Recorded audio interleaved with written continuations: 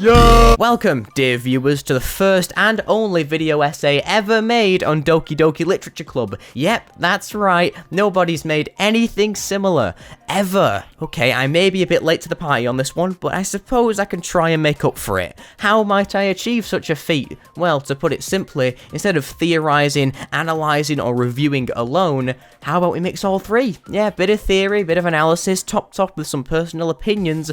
Sounds like something you'd want to watch to the very end, eh? Alright, let's cut the dawdle in. We've got places to be, things to do, and there's no better way to start this off than with establishing our setting and going all hyper-analysis on the slice of life this game throws at us. Think of it as the prelude to the cool stuff. I'll over-explain the quote-unquote innocent segments, and only then will we move on to the true existential horror. But what psyche-shattering fourth-wall-breaking art without its subsequent build-up? Well, we're about to dive into that, so hold on to your poems.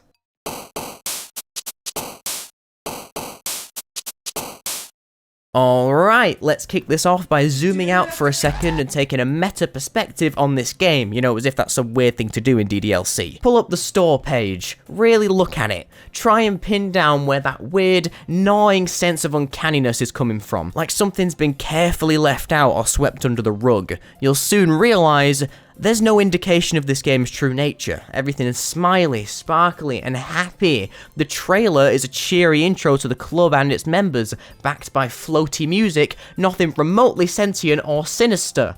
The description's written from Monika's perspective, which to an outsider just sounds like a bit of a gimmick to reel in the horned-up anime demographic.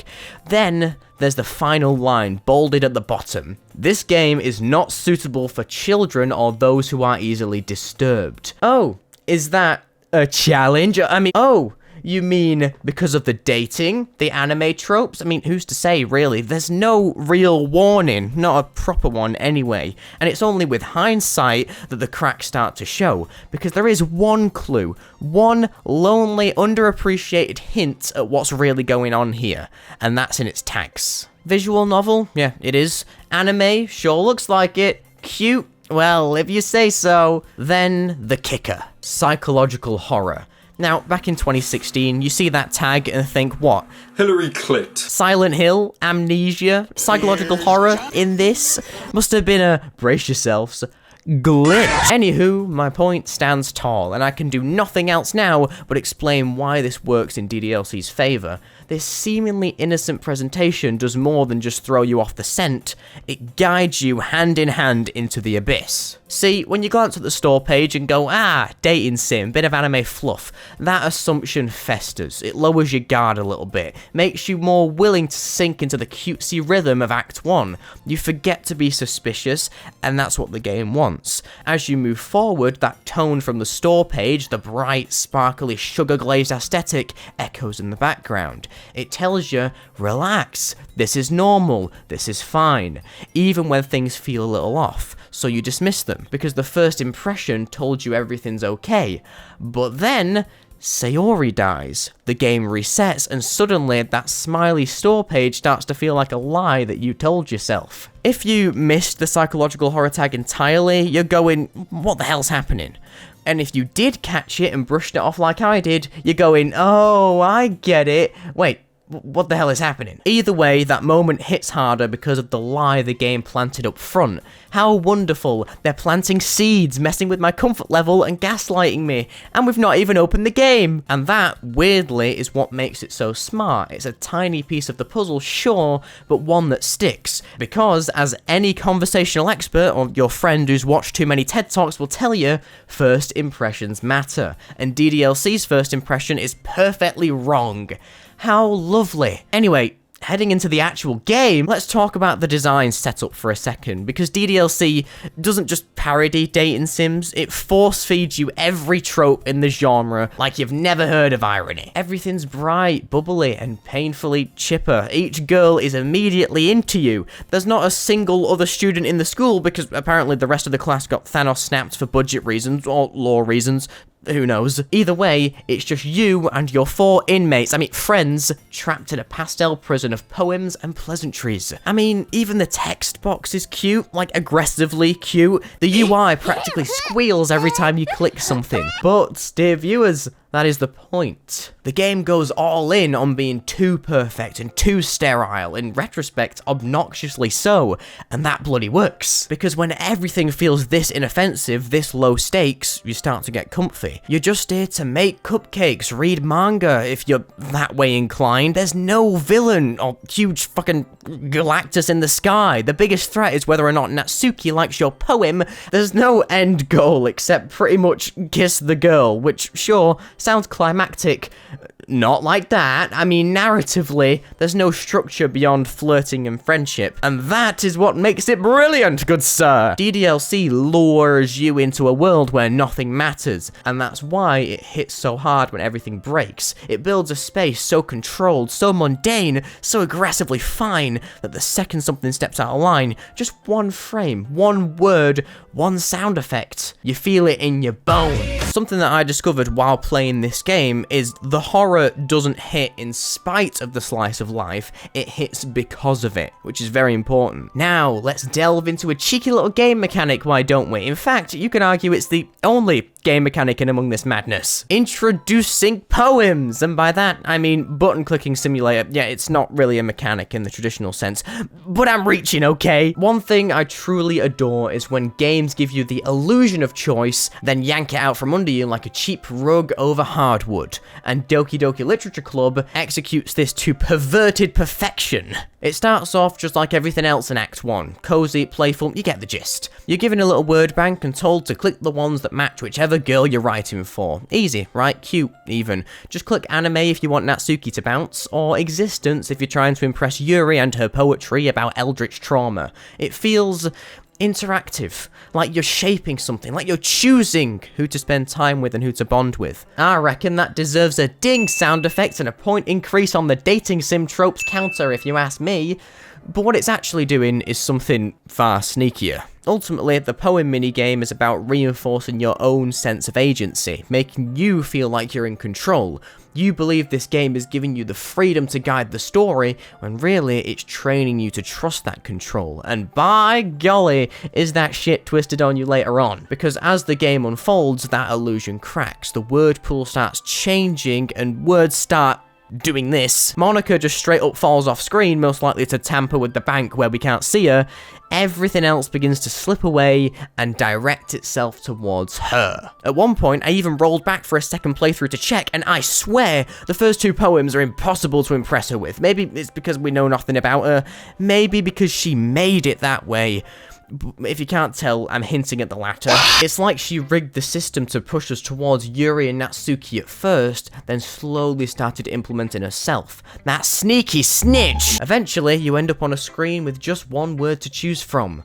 Her name. That narcissist. Anyway, point being, what you thought was a game mechanic was actually conditioning. You were being watched the whole damn time, and you didn't even notice, did you? It's brilliant, because DDLC uses this mechanic to mess with your foundational understanding of what a game is. We assume, as players, that if we're given a button to press, we have some form of power, some say in the outcome.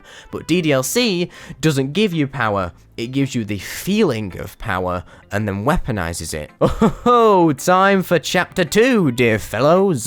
The most opinionated chapter, I'd say. Imagine character analysis and the honest opinions of a guy, then mix them together. Right, go ahead.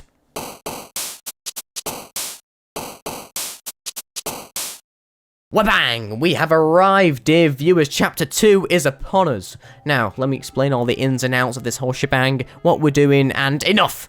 It's character analysis. I said that 30 seconds ago. It's character analysis. Let's start with Sayori. She's the first girl you meet, and as much as I hate to say this, probably the most screwed on and focused one in the entire group. Now hear me out. Emotional repression, that's a mask. And a mask means I don't have to deal with the real you, which means no sudden airstrike tantrums from Natsuki, and no awkward breathing under your skin energy from Yuri. So yeah, Sayori wins by default. She likes the main character, she's kind, and she's not obsessively clingy. What's not to professionally excuse from this extremely intelligent analysis? Okay, maybe a bit jealous, but we never really see her do anything unhinged about it.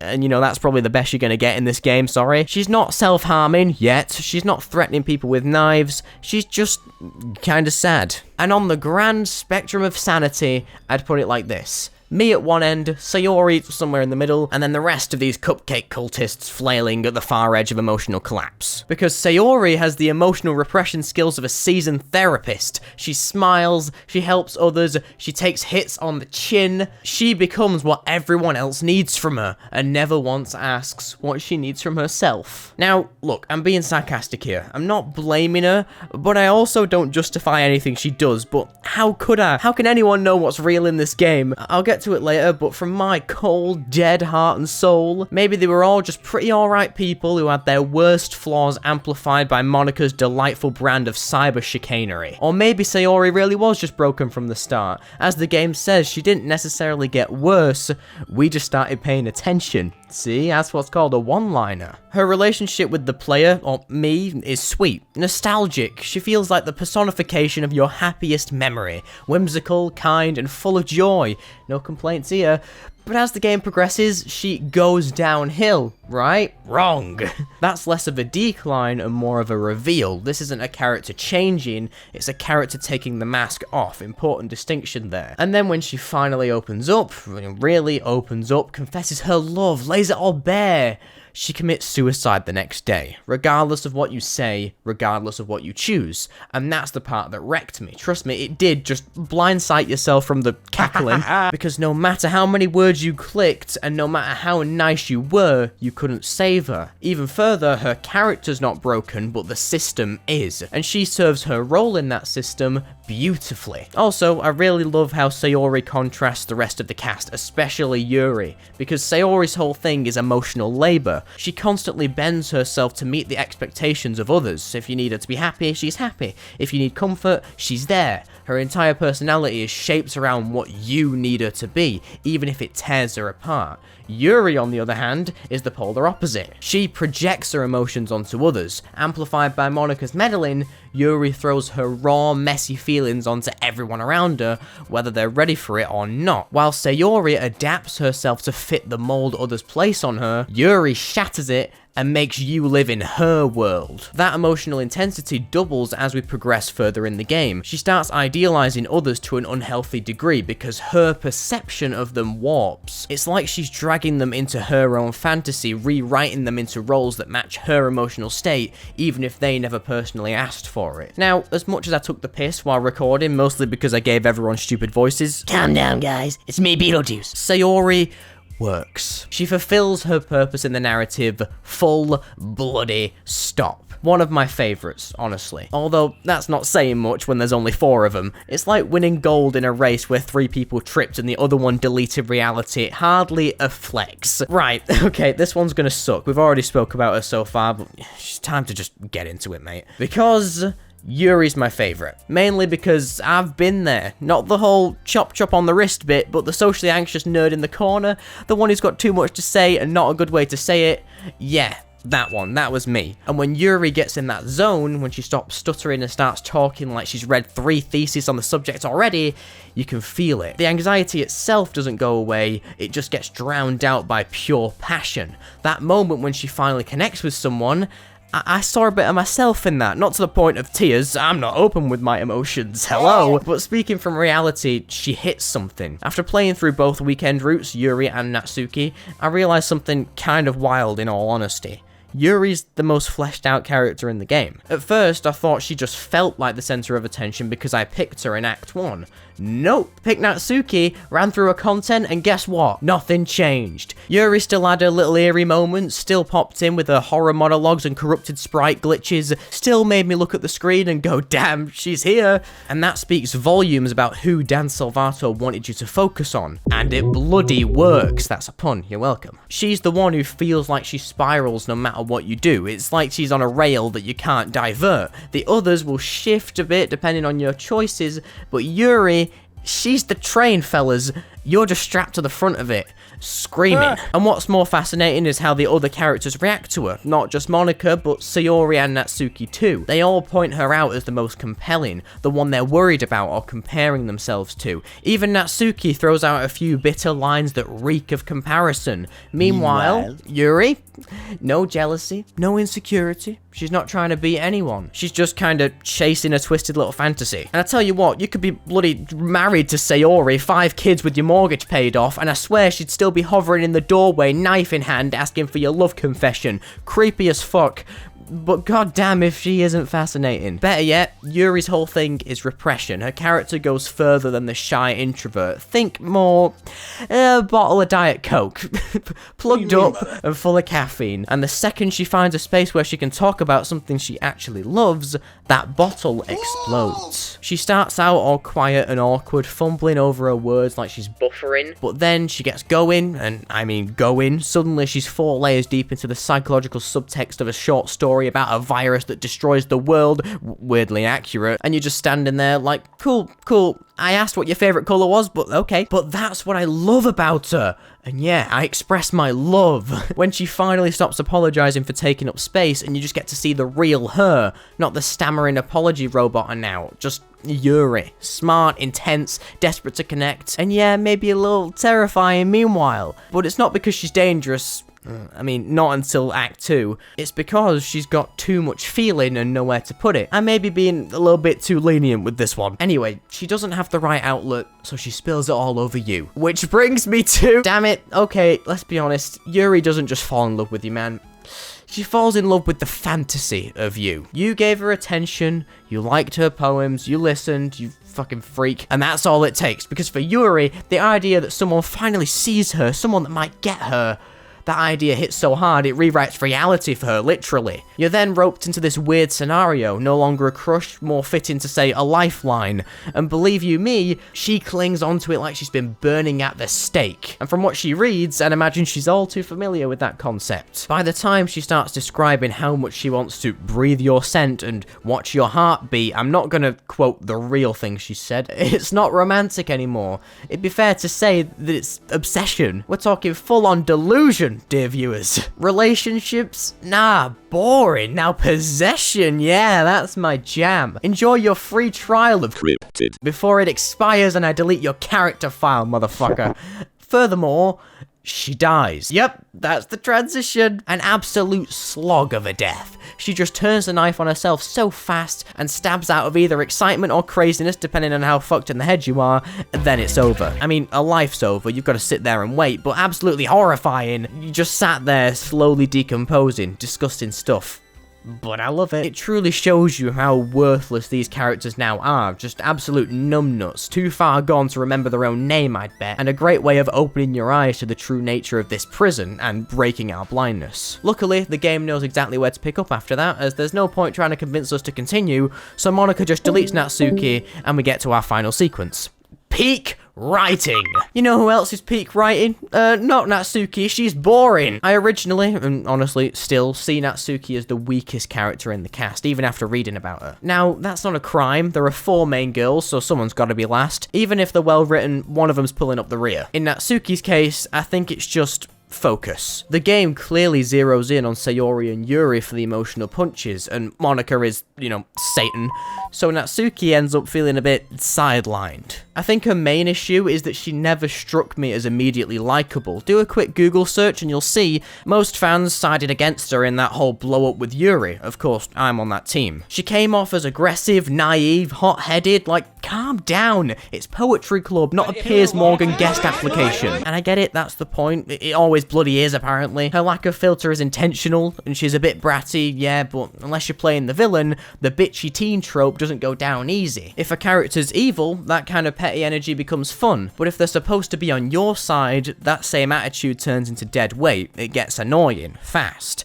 So, like many players, I kind of ignored her. Didn't pick her poems, didn't spend time with her, didn't unlock these so-called CGs where you bond over manga and cupcakes. Therefore, in my first playthrough, she ended up forgettable. But going back, playing her weekend route and actually spending time with her, it clicked, or at least something happened. Suddenly I could see what her character was sort of meant to be. She's standoffish, patronizing, but also funny. There's a scene on that route where she and the main character are fumbling with icing, and it's a bit awkward, not outright sexual or performative, just human.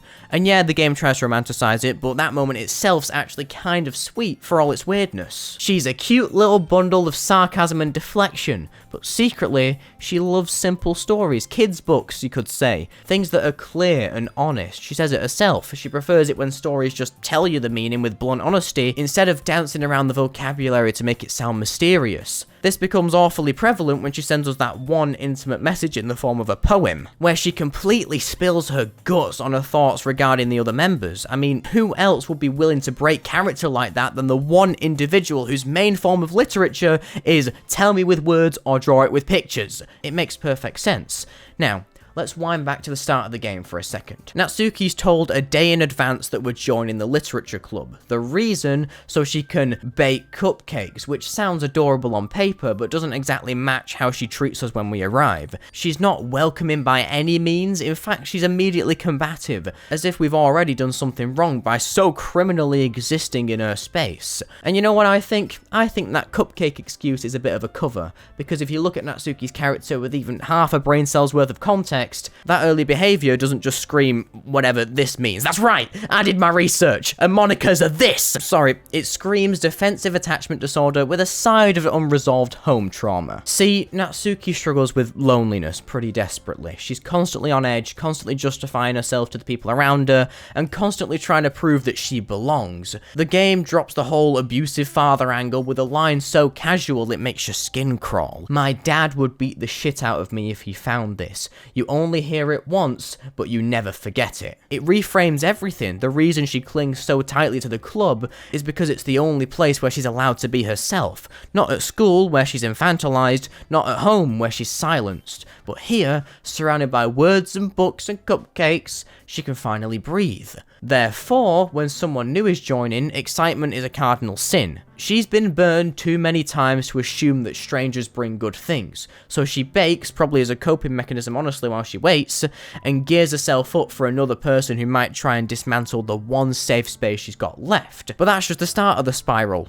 Oh yeah! As you spend more time with her, you'll notice she constantly explains why she likes things, why she dresses the way she does, why she writes the way she does, why manga counts as literature. She's not sharing opinions per se.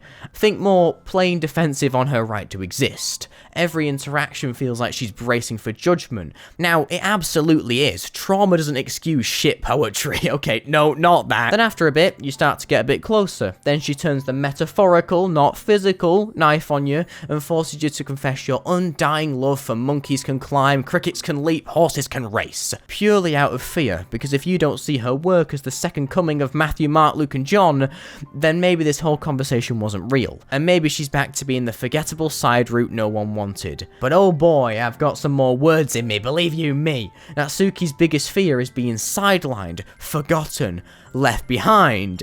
And what does the game do? Ha! It sidelined her. The narrative gives Sayori the gut punch, Yuri gets the corrupted horror arc, and Monika ascends to digital godhood. Though Thingy-Majig over here just gets out of the way. Even if you focus on her, even if you pick all her scenes, Yuri still pushes in like the deranged bastard she is. The code literally prioritizes Yuri's descent simply because that's the story the game wants to tell.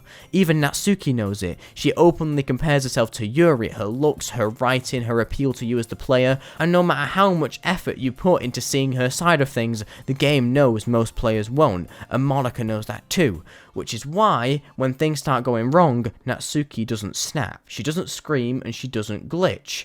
She just goes quiet. Now, I know that sounded epic, but to think about it seriously, Yuri stabs herself, the madden, you watch her decompose. Natsuki just wanders in and gets deleted. Good talk. She fears being shoved into the background, and the game literally fulfills that fear for her. How bloody devastating, viewer-roonies. Alright then, that's that. All characters analysed and sorted then. Wait, are we not missing someone?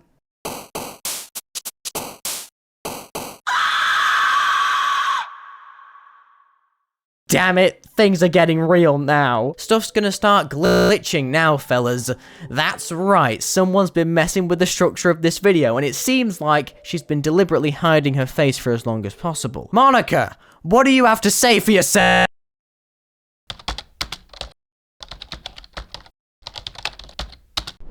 Monika, our lovable favourite character in Doki Doki Literature Club. No exceptions, dear viewers. If there were, we'd have problems. Of course, we need to analyse her wonderful character and how everything she does is justified and completely correct.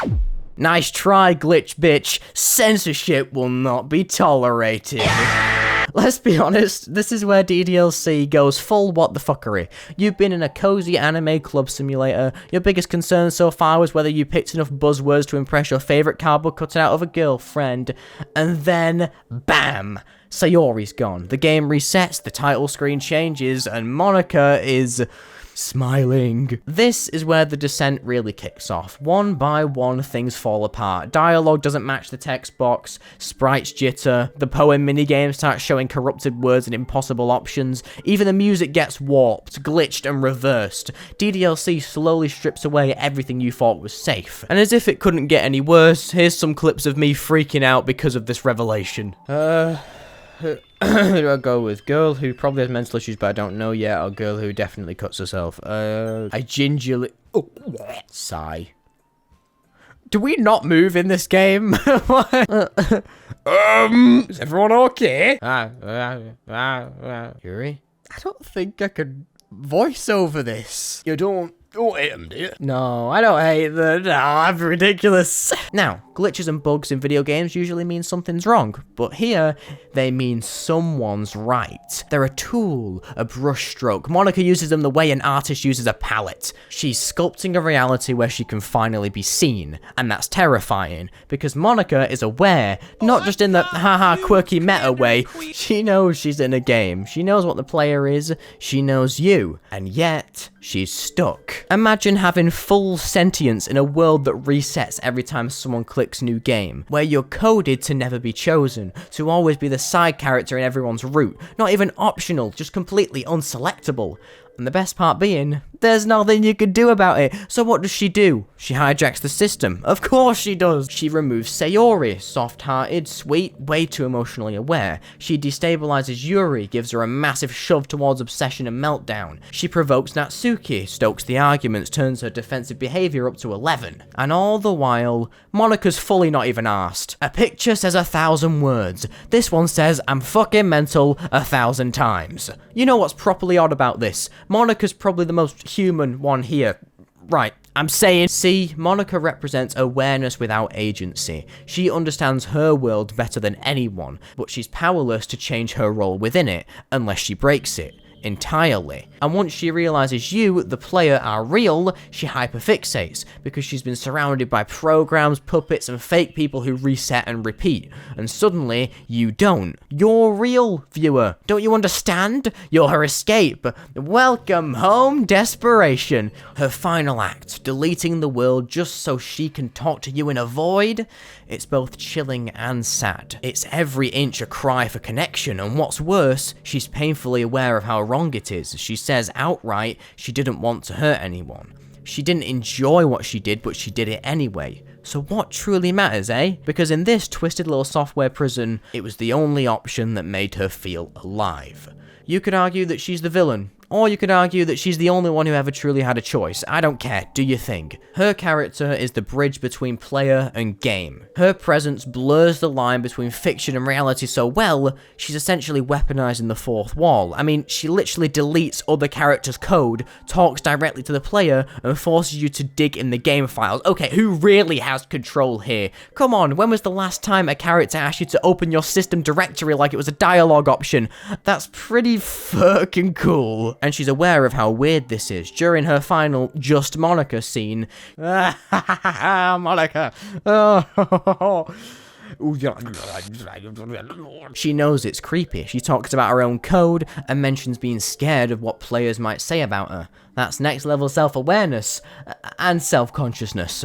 And then she deletes herself. Monika realizes she's done the unforgivable, that she became the monster. And in a final act of redemption, she removes herself from the game out of pure understanding. She closed the case. She finally saw what her actions cost, and in the end, she makes space for Sayori to return. Only that goes wrong too, because the cycle continues. The awareness spreads, Monika's absence creates a vacuum, and Sayori inherits it. And that's when you realize, maybe the problem isn't Monika. Maybe the problem is the system. The idea that these characters are trapped in loops, desperately trying to be seen by a player who can never truly interact with them. If we're talking lore, there's no way to truly discern whether or not there was originally another Monika before we picked up the title. By that logic, there could have been over 1,000 characters that just kept getting caught in the same cycle. Realization, extermination, regret. Right, I knew this game was dark with suicide and all that, but this is certainly something, innit? Ultimately, Monika is the glitch, yeah, but the game is the cage, and her story is the scream echoing through the cracks. Chapter 4, anybody? Yeah, it's gonna be a ride.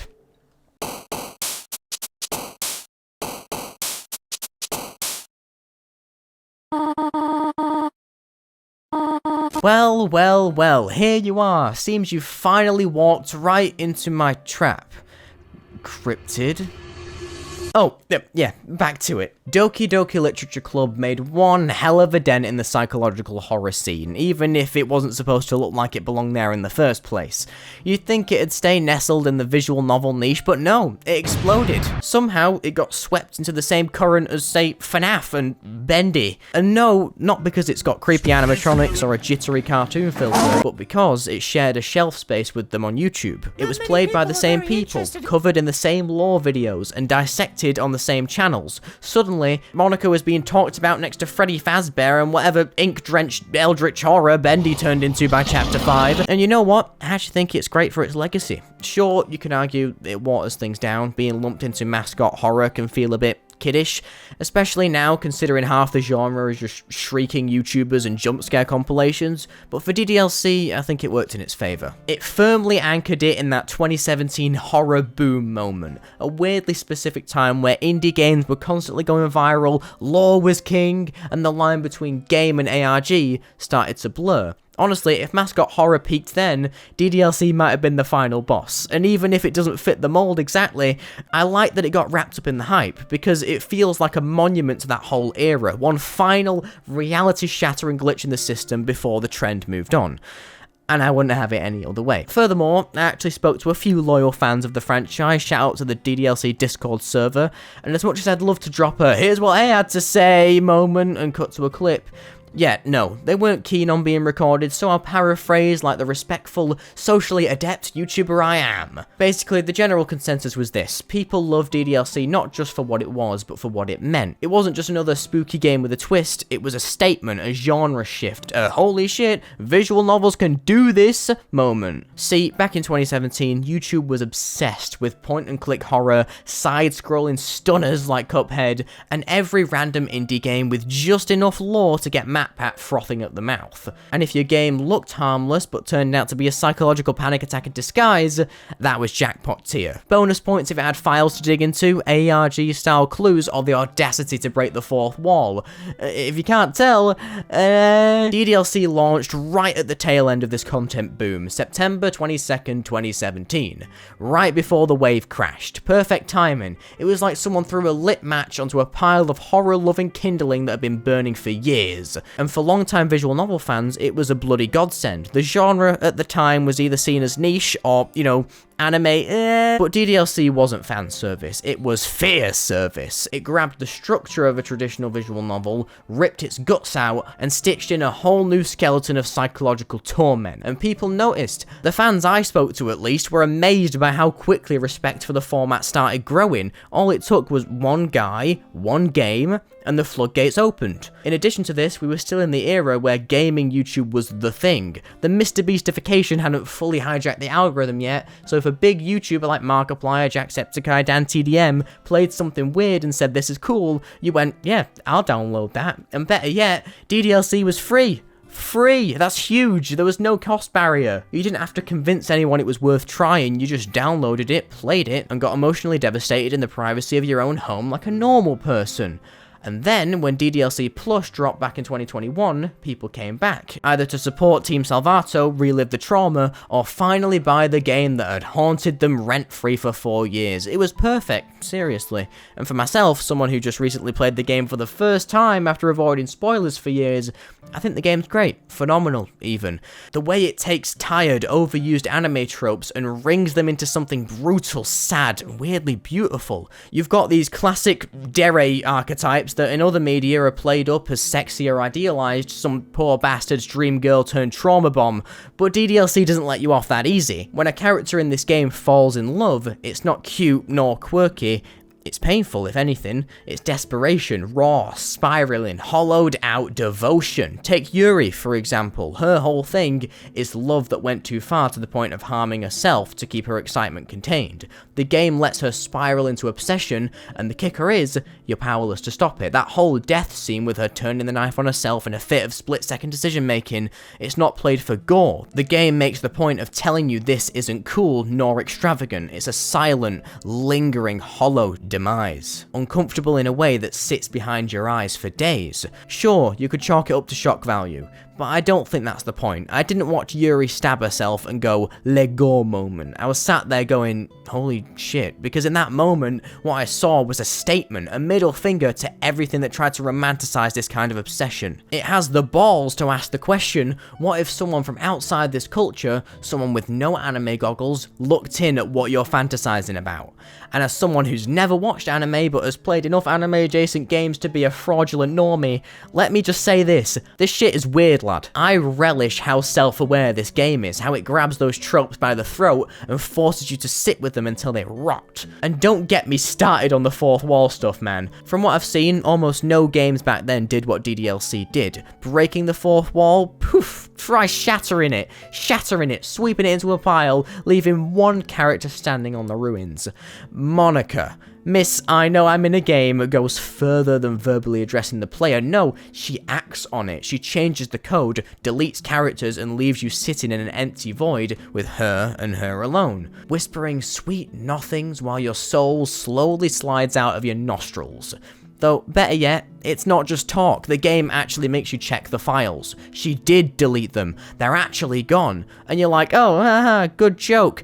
Well, then you check the directory and go, wait, damn, she's right. You actively have to reinstall the game to reset the world. That's the kind of commitment to the bit I respect on a spiritual level. Next level storytelling, my friends. I adore how purposeful it feels. Every layer reinforces the same message. You are not safe here. You are not in control. So yeah, from the ground up, Doki Doki Literature Club is a masterpiece. It says everything it needs to say in exactly the way it wants to say it. It's disturbing, it's surreal, it's clever, it's frustrating, and somehow it's all those things on purpose. It's a roller coaster of narrative twists and confusing emotions and horror like no other. And by the end, you just sat there like, what the fuck did I just go through? Why was it so damn good? So yeah, it's awesome. Wait, why am I still here? Is this still part of the video? No. Am I trapped in a YouTube video?